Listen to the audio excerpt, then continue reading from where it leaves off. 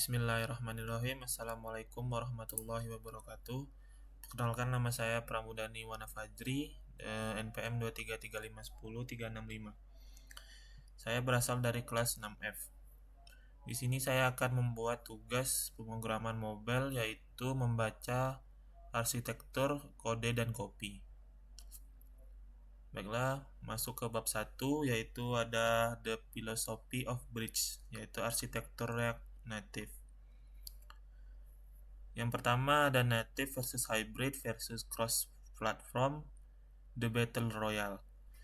Dalam dunia pengembangan aplikasi mobile, kita sering dihadapkan pada dilema klasik yang mirip dengan memilih konsol gaming. Apakah kita harus setia pada satu platform eksklusif atau mencari solusi yang bisa dimainkan di mana saja? Pengembangan native adalah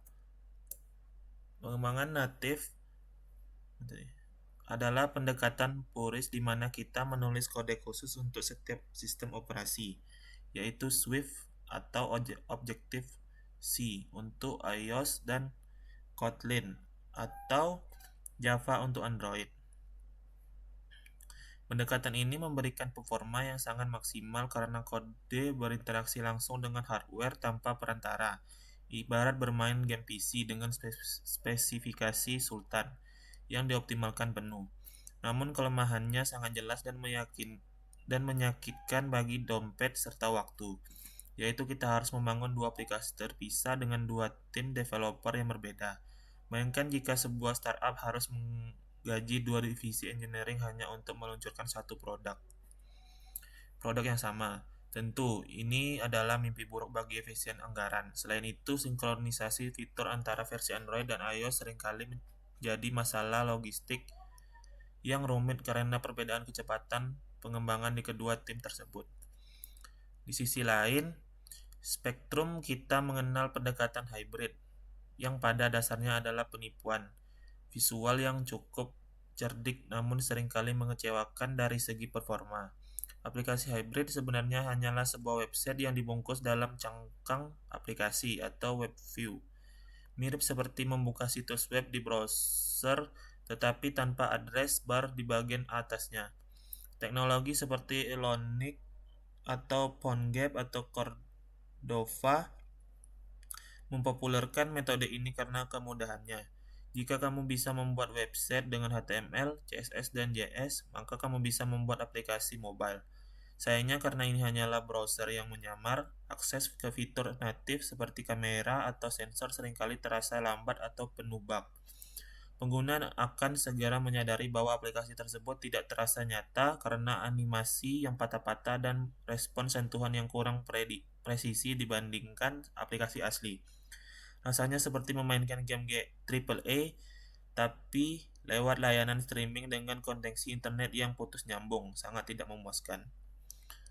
Kemudian hadirlah cross-platform native, kategori di mana React Native dan kompetitornya seperti Flutter bertahta sebagai solusi jalan tengah yang paling masuk akal saat ini.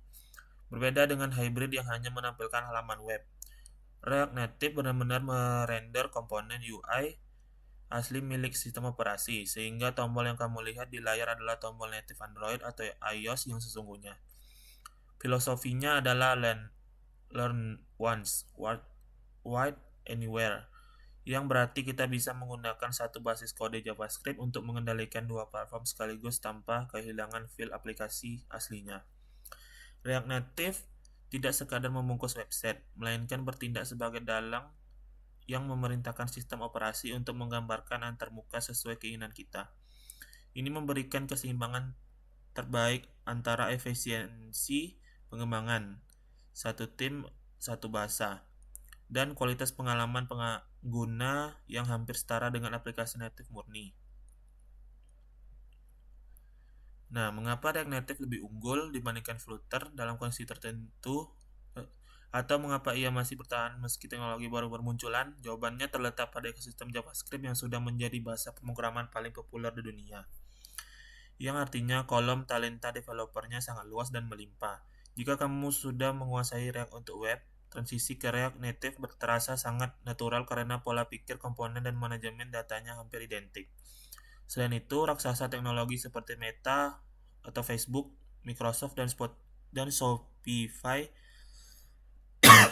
berinvestasi besar-besaran untuk menjaga teknologi ini tetap relevan dan performan.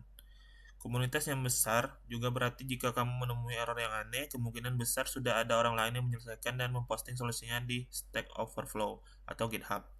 Ini adalah faktor survival yang penting bagi teknologi open source agar tidak mati ditelan zaman. Namun kita harus jujur pada pendekatan cross-platform ini bukanlah sihir yang sempurna tanpa celah sama sekali, melainkan sebuah seni kompromi teknik. Ada kalanya kita tetap perlu menulis sedikit kode native seperti Swift atau Kotlin untuk fitur yang sangat spesifik dan atau membutuhkan performa ekstrim, seperti pemrosesan audio real-time atau garis 3D tingkat tinggi. React Native memungkinkan kita untuk mencampur kode JavaScript dengan modul native. Sebuah konsep yang memberikan fleksibilitas luar biasa jika kita mentok dengan keterbatasan JavaScript. Jadi meskipun kita mengandalkan JavaScript untuk 95% logika bisnis dan UI, kita masih memiliki pintu darurat untuk mengakses kekuatan penuh perangkat jika diperlukan. Pemahaman tentang trade-off inilah yang membedakan seorang senior engineer yang bijak dengan junior yang hanya fanatik pada satu alat. Kesimpulannya, memilih arsitektur bukanlah tentang mencari mana yang terbaik secara absolut, melainkan mana yang paling tepat untuk konteks proyek dan sumber daya yang kita miliki. Untuk mahasiswa dan founder startup yang ingin memvalidasi ide secepat mungkin ke pasar Android dan iOS sekaligus, React Native adalah senjata pamungkas yang paling efisien. Kita bisa bergerak cepat, melakukan iterasi desain dengan instan, dan tetap memberikan produk yang terasa premium di tangan pengguna. Di bab-bab selanjutnya, kita akan membongkar bagaimana React Native bisa melakukan sihir ini di balik layar. Baiklah, untuk yang poin keduanya ada Under the Hood, Bridge, Thread, dan GSI.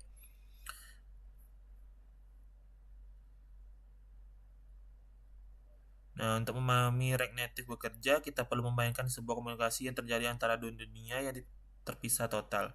Dunia JavaScript, tempat kita menulis logika, dan dunia native, tempat HP bekerja.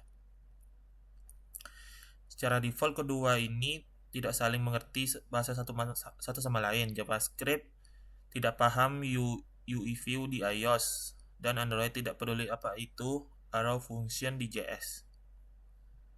Dalam arsitektur lama React Native sebelum era baru, solusi untuk masalah ini adalah sebuah mekanisme yang disebut the bridge atau jembatan. Bayangkan bridge ini sebagai seorang penerjemah yang sibuk berlari bolak-balik mengantarkan pesan antara dua orang yang tidak saling bicara. Setiap kali kita ingin mengubah warna latar belakang di aplikasi, JavaScript harus menulis pesan, membungkusnya, dan mengirimkannya lewat jembatan ini ke sisi native. Proses pengiriman ini menggunakan format yang disebut JSON serialization, yang secara teknis mirip dengan mengubah objek kompleks menjadi teks panjang agar bisa dikirimkan. Ketika pesan JSON sampai di sisi native, pesan tersebut harus dibongkar atau deserialisasi, dibaca, dan kemudian perintahnya dieksekusi oleh sistem operasi untuk memperbarui layar. Proses membungkus atau serialisasi dan membongkar atau deserialisasi ini memakan waktu dan sumber daya komputasi yang tidak sedikit jika dilakukan jutaan kali per detik. Inilah yang sering menjadi penyebab utama aplikasi React Native zaman dulu terasa lag atau patah-patah saat melakukan animasi kompleks atau scroll cepat. Jembatannya macet karena terlalu banyak truk data yang mencoba lewat di waktu yang bersamaan, menciptakan kemacetan lalu lintas digital. Selain masalah serialisasi, React Native beroperasi menggunakan sistem multithreading yang memisahkan tanggung jawab kerja ke jalur yang berbeda-beda agar UI utama tidak macet. Ada 3 thread utama yang harus kamu kenal, yaitu pertama main thread atau UI thread yang dimiliki oleh sistem operasi untuk menangani tampilan, JavaScript thread tempat kode kita berjalan, dan shadow thread yang menghitung tata letak atau layout. Masalah sering muncul karena JavaScript thread dan main thread bekerja secara asinkron. Artinya mereka tidak selalu sinkron dalam waktu nyata. Contoh klasiknya adalah saat kamu menggeser daftar yang panjang dengan cepat. Kadang layar terlihat putih kosong sesaat karena pesan dari GS thread belum sampai ke main thread lewat jembatan yang macet tadi. Ketidaksinkronan ini adalah harga mahal yang harus dibayar demi fleksibilitas JavaScript. Namun kabar baiknya, dunia React Native telah berevolusi dengan diperkenalkan sektor baru yang bernama JSI, JavaScript Interface.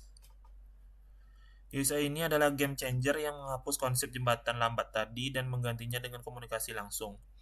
Dengan JSI, kode JavaScript kita bisa memegang referensi langsung ke objek C++ atau bahasa yang dimengerti mesin native. Seolah-olah JavaScript memiliki kekuatan super untuk menyentuh memori native secara langsung. Analogi mudahnya, jika dulu kita harus mengirim surat lewat pos atau The Bridge untuk menyuruh teman menyalakan lampu, sekarang kita punya kendali telekinesis atau GSI untuk menyalakan lampu itu sendiri secara instan. Ini menghilangkan kebutuhan untuk serialisasi JSON yang berat, membuat komunikasi antara JS dan native menjadi ribuan kali lebih cepat dan efisien. Bersama dengan JSI hadir juga konsep Fabric System Rendering baru dan Turbo Modules yang semakin memperkuat fondasi performa React Native modern. Fabric memungkinkan UI untuk di-render secara sinkron jika diperlukan, memprioritaskan interaksi pengguna di atas tugas lain yang kurang penting, sehingga masalah blank space saat scrolling bisa diminimalisir. Turbo Modules memungkinkan aplikasi untuk membuat modul native hanya saat dibutuhkan saja atau lazy loading. Bukan membuat semuanya di awal yang membuat aplikasi lambat terbuka. Dengan arsitektur baru ini, batas performa antara aplikasi React Native dan aplikasi native murni menjadi semakin tipis. Bahkan nyaris tidak bisa dibedakan oleh mata telanjang. Sebagai developer zaman now, memahami pergeseran dari Bridge ke JSI ini penting agar kita tahu mengapa kode kita bisa berjalan begitu mulus. Meskipun detail teknis tentang C++ dan trading ini terdengar mengintimidasi, kalian tidak perlu menulis kode C++ secara manual untuk menikmati kelebihannya. Komunitas dan tim inti React Native telah membungkus kerumitan ini di balik API yang rapi, sehingga kita tetap bisa menulis JavaScript yang bersih dan elegan. Poin pentingnya adalah memahami bahwa di balik kemudahan view dan teks yang kita tulis ada orkestrasi rumit yang terjadi untuk memastikan performa tetap terjaga. Pengetahuan arsitektural ini akan berguna saat kalian harus melakukan debugging masalah performa di aplikasi skala besar nanti. Jangan hanya jadi coder yang mengetik, jadilah engineer yang paham mesin apa yang sedang kalian kendarai. Baiklah, kita masuk ke poin ketiganya, yaitu the Expo ecosystem, the cheat code. Jika React Native adalah mesin mobil balap yang canggih namun rumit dirakit, maka Expo adalah mobil yang sulit dirakit lengkap, dituning, dan siap gaspol langsung ke showroom. Dulu memulai project React Native murni sering disebut bare workflow, adalah mimpi buruk bagi pemula karena kita harus menginstal Android Studio, Xcode, Cocoa Pods, dan bergelut dengan konfigurasi Gradle yang sering error tanpa alasan jelas.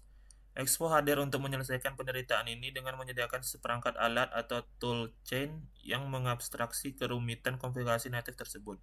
Dengan Expo, kita tidak perlu menyentuh folder Android atau iOS sama sekali di awal pengembangan, karena Expo yang akan mengurusnya untuk kita. Ini seperti menggunakan cheat code dalam game untuk melewati level tutorial yang membosankan dan langsung masuk ke aksi utamanya.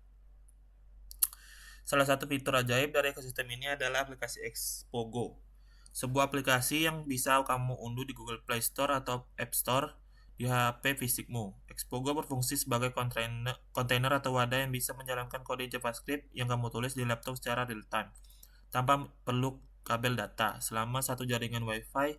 Bayangkan betapa cepatnya proses development.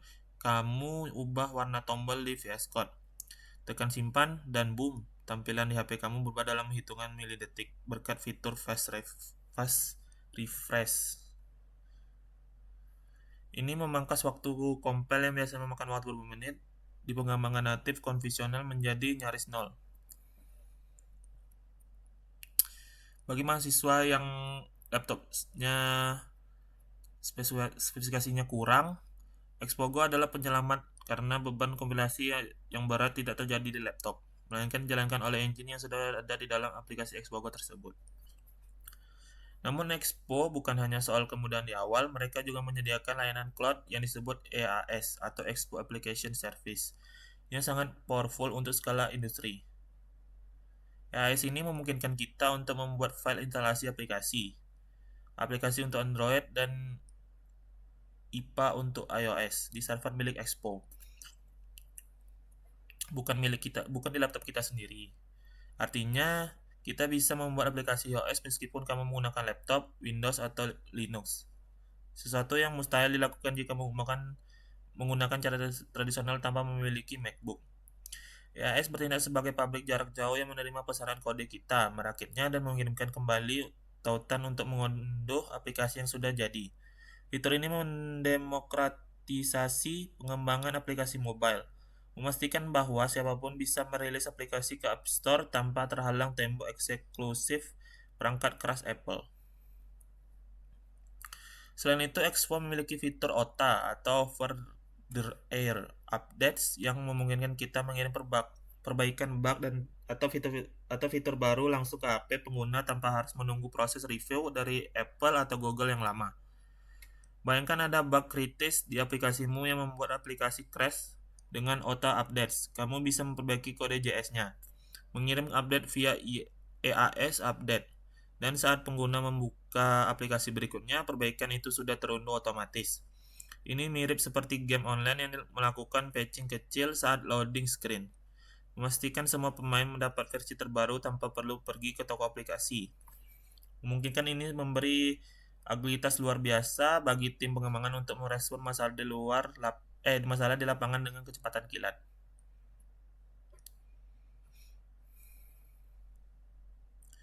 Nah, ada mitos lama yang mengatakan bahwa Expo itu terbatas atau Expo tidak bisa mengakses fitur natif tertentu. Tetapi itu adalah cerita masa lalu yang sudah tidak relevan. Dengan fitur config plugins dan pre-build, Expo sekarang bisa menggunakan hampir semua library native yang ada di ekosistem React Native.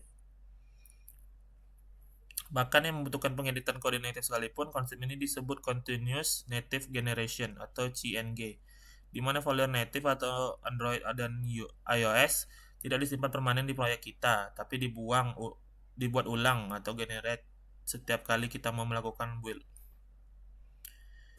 Nah, ini menjaga proyek kita tetap bersih, ringan, dan mudah di-maintain karena kita hanya fokus pada JavaScript dan konfigurasi JSON saja. Nah, untuk mata kuliah ini kita akan menggunakan Expo Manage Workflow sebagai standar utama, bukan karena kita malas, tetapi karena kita cerdas memiliki alat yang memaksimalkan produktivitas dan meminimalkan sakit kepala yang tidak perlu. Industri saat ini pun sudah bergeser. Banyak perusahaan besar migrasi ke Expo karena kemudahan maintain jangka panjangnya. Menggunakan Expo berarti kita berdiri di atas bau raksasa, memanfaatkan infrastruktur kelas dunia untuk membangun aplikasi kita sendiri. Mari kita memanfaatkan kaki tangan canggih ini untuk membangun sesuatu yang hebat. Baiklah, kita masuk ke poin keempat, yaitu environment setup strategi, mice and place. Sebelum memasak kode yang lezat, kita perlu melakukan mise en place, istilahnya kuliner Prancis yang berarti menempatkan segalanya pada tempatnya. Dalam konteks programming, ini berarti menyiapkan development environment atau lingkungan kerja yang stabil agar kita tidak terganggu oleh error konfigurasi saat sedang ngasih coding. Komponen pertama dan terpenting yang harus diinstal adalah Node.js, yang berfungsi sebagai mesin untuk menjalankan JavaScript di luar browser. Pilihlah versi LTS atau long term support, karena versi ini adalah yang paling panjang, stabil, dan didukung oleh mayoritas library di ekosistem React Native. Jangan tergiur menggunakan versi terbaru atau current yang ganjil kecuali kamu yang menghadapi ketidakstabilan demi fitur eksperimental. Selanjutnya kita membutuhkan Git, sistem pengontrol versi yang bertindak sebagai save point atau mesin waktu untuk kode kita. Tanpa Git, satu kesalahan fatal bisa menghapus kerja kerasmu selama seminggu tanpa jejak, dan itu tragedi yang harus dihindari.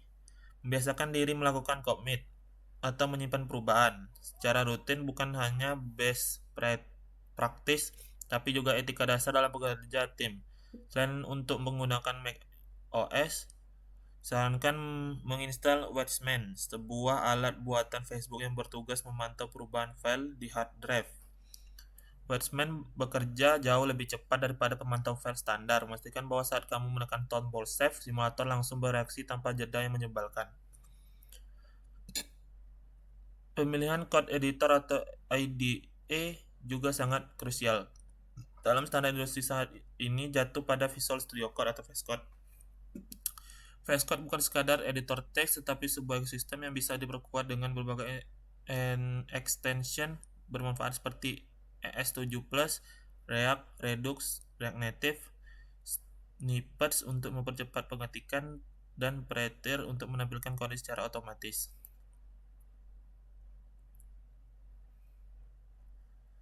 Mengonfigurasi editor agar nyaman di mata dan efisien di jari adalah investasi waktu yang akan berbayar berkali-kali lipat. Jangan lupa untuk menyiapkan terminal yang bagus, entah itu terminal bawaan VS Code atau terminal eksternal seperti Item 2 atau Windows Terminal.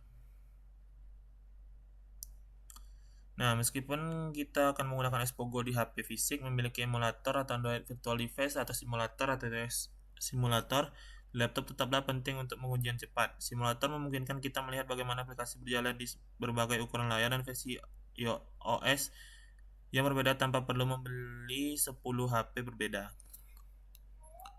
Namun perlu diingat bahwa menyalakan emulator membutuhkan RAM yang besar, minimal 8GB, disarankan 16GB. Jadi jika laptop mulai terasa seperti mau terbang, kembalilah menggunakan HP fisik. Keseimbangan antara pengguna simulator dan real device adalah kunci menjaga kesehatan laptop dan kewarasan developernya. Terakhir, kita perlu memastikan akun Xcode sudah dibuat dan terhubung melalui CLI di terminal kita. Melakukan npx expo login adalah langkah awal untuk menghubungkan lingkungan lokal kita dengan layanan Cloud Expo yang sudah dibahas sebelumnya. Pastikan internet stabil.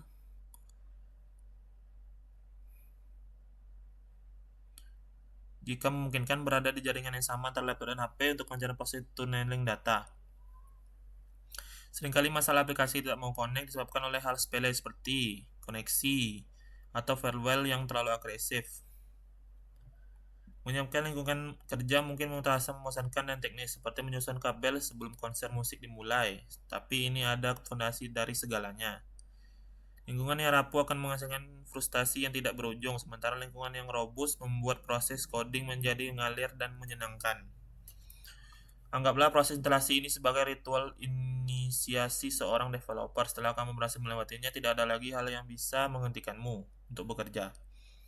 Baiklah, kita masuk ke poin kelima, yaitu React Native Life Cycle from Zero to Pixel. Memahami siklus hidup atau life cycle inisiasi aplikasi React Native adalah kunci untuk mengoptimalkan performa awal atau startup time. Semua dimulai ketika sistem operasi atau Android atau iOS membuat native binary aplikasi ke dalam memori, prinsip seperti menyalakan mesin mobil. Pada tahap awal, main thread atau UI thread aktif dan mulai menyiapkan wadah kosong atau root view, tempat aplikasi React Native akan digambar nantinya. Di saat yang sama, JavaScript Engine seperti Hermes atau JavaScript Core mulai dipanaskan dan disiapkan untuk mengeksekusi kode. Langkah keduanya ada pembuatan JS Bundle, yaitu salah satu file raksasa yang berisi seluruh kode JavaScript kita beserta semua library yang kita gunakan. Inilah mengapa ukuran aplikasi menjadi penting. Semakin besar kode kita, semakin lama waktu yang dibutuhkan untuk memuat dan memparsing bundle ini. Disinilah JavaScript thread memulai bekerja keras, membaca instruksi demi instruksi, dan memulai eksekusi logika awal aplikasi. Aplikasi akan terasa lambat, terbuka, atau menampilkan layar putih atau white screen of death terlalu lama. Oleh karena itu, praktik terbaiknya adalah melakukan pemutaran data berat secara lazy dan belakangan setelah UI utama muncul. Setelah code JS tereksekusi, dimulailah proses pembentukan pohon. di mana Rek mulai menyusun hierarki komponen virtual atau virtual DOM. Rek akan menentukan komponen apa saja yang harus muncul pertama kali, apakah itu halaman login atau halaman home, beserta komponen anak-anaknya seperti tombol, teks, dan gambar. Disinilah sihir itu terjadi. Instruksi view di JavaScript diterjemahkan menjadi view group di Android dan UI view di iOS. Proses ini disebut mounting, di mana komponen virtual akhirnya memunculkan menjadi pixel yang bisa dilihat dan sentuh oleh pengguna. Setelah aplikasi tampil, kita masuk ke fase update dan re-render, yang merupakan siklus hidup yang akan berulang terus-menerus selama aplikasi digunakan. Setiap ada perubahan data atau input dari pengguna, Rek akan menghitung ulang apa yang perlu berubah di layar. Kuncinya di sini adalah efisiensi. React Native berusaha keras untuk hanya memperoleh bagian layar yang berubah saja, mungkin menggambar ulang seluruh halaman dari nol.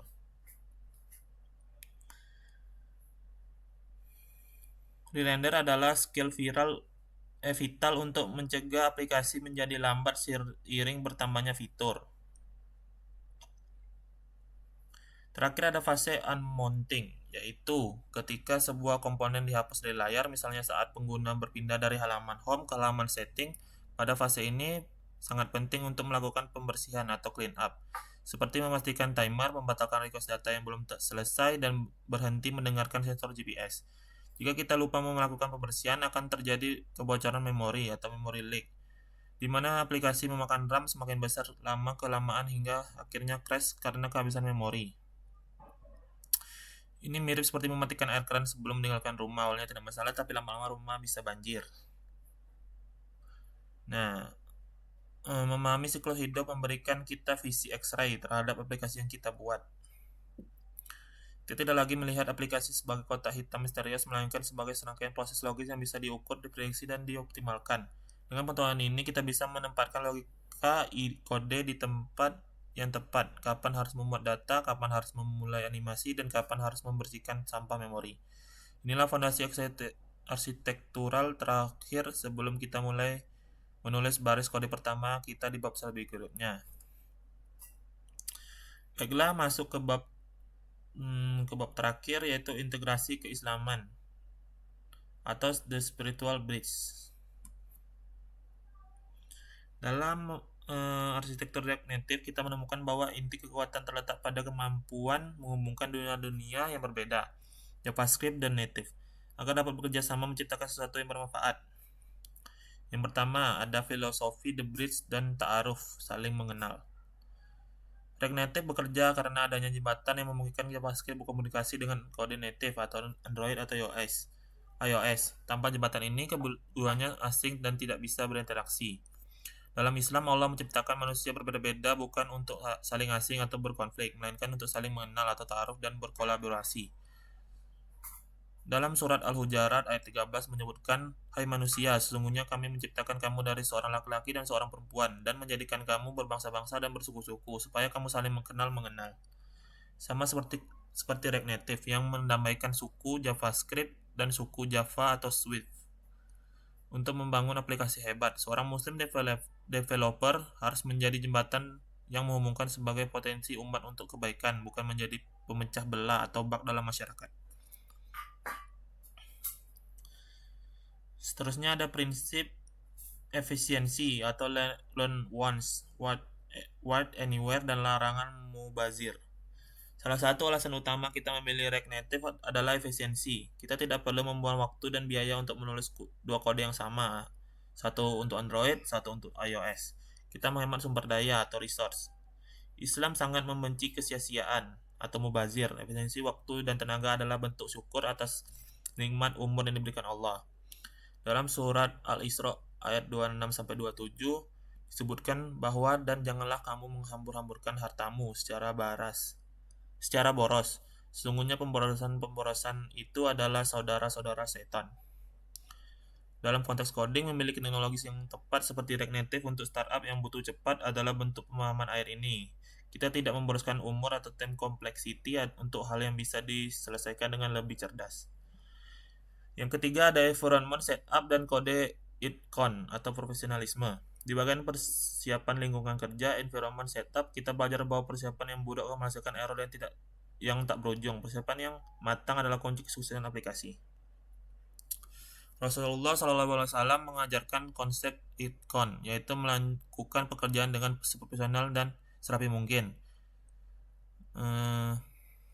Sesungguhnya Allah mencintai orang yang jika melakukan sesuatu pekerjaan dilakukan dengan itqan atau tepat, terarah, jelas dan tuntas. HR tak berani.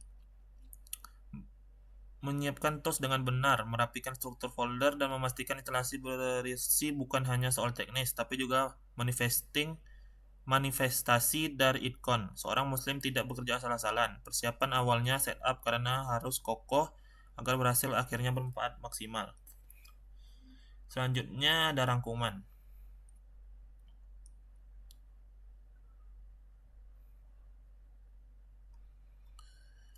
Nah, rangkuman di bab 1 ini yaitu yang pertama ada posisi unik React Native atau the sweet spot. React Native berdiri di tengah spektrum pengembangan aplikasi. Yang pertama ada Native Suite Kotlin, yaitu performa maksimal tapi mahal dan butuh dua tim terpisah. Yang kedua Hybrid atau Ionic Cordova, murah dan cepat, tapi hanya website yang menyamar atau web view sehingga performa sering lag. Yang ketiga ada React Native Cross Platform, solusi jalan tengah terbaik, menggunakan JavaScript untuk logika tetapi memerintahkan sistem operasi untuk merender komponen native asli. Hasilnya adalah aplikasi yang terasa premium seperti native dengan efisiensi kerja satu bahasa atau seperti web. Yang kedua rangkumannya yaitu evolusi arsitektur dari kurir ke telekinesis. Yang pertama ada The Bridge atau Olgen. Arsitektur lama mengandalkan jembatan di mana JavaScript dan Native berkomunikasi dengan saling kirim pesan atau JSON. Ini lambat dan sering macet saat banyak data lewat, menyebabkan blank space saat scroll cepat. Seterusnya ada JSI atau JavaScript Interface NewGen. Arsitektur modern menghapus jembatan. JavaScript kini bisa memegang referensi langsung ke memori native. C++. Komunikasinya instan dan sinkron, ibarat punya kekuatan telekinesis untuk menyalakan lampu tanpa perlu mengirim surat ke saklar. Yang ketiga ada ekosistem Expo. Jalan pintas legal menggunakan Expo Manage Workflow adalah standar modern, terutama untuk pemula dan tim yang ingin bergerak cepat. Yang pertama ada tanpa ribet. Expo mengurus konfigurasi rumit Android atau iOS di balik layar. Yang kedua Expo Go, aplikasi wadah untuk menjalankan codingan di HP fisik secara real-time tanpa perlu komplikasi berat di laptop. Yang ketiga ada EAS atau Expo Application Service, layanan cloud untuk membuat aplikasi tanpa butuh laptop spek dewa atau spek bagus. Yang keempat ada persiapan lingkungan atau Mesh and Place. Kestabilan development environment adalah kunci. Yang pertama ada Node.js LTS, mesin utama JavaScript. Yang kedua mesin waktu Git, yaitu mesin waktu untuk kode. Yang ketiga VS Code, editor standar industri dengan ekstensi pendukung. Yang keempat Watchman atau Mac, penjaga file agar perubahan kode terdeteksi instan. Untuk rangkuman kelima, siklus hidup atau life cycle aplikasi React Native tidak muncul begitu saja. Prosesnya yang pertama iOS membuat native binary, kedua mesin JS membuat JS bundle atau kode kita, yang ketiga React menyusun virtual DOM atau peta komponen, yang keempat instruksi dikirim ke sisi native untuk melakukan mounting atau menggambar pixel UI ke layar. Memahami ini penting untuk mengoptimalkan waktu startup aplikasi. Baiklah, sudah selesai pembahasan kita tentang mata kuliah pemrograman mobile yaitu arsitektur, kode dan copy. Selanjutnya ini tinggal soal saja. Baiklah, hanya itu yang bisa saya sampaikan. Mohon maaf jika ada kesalahan kata atau berbelit karena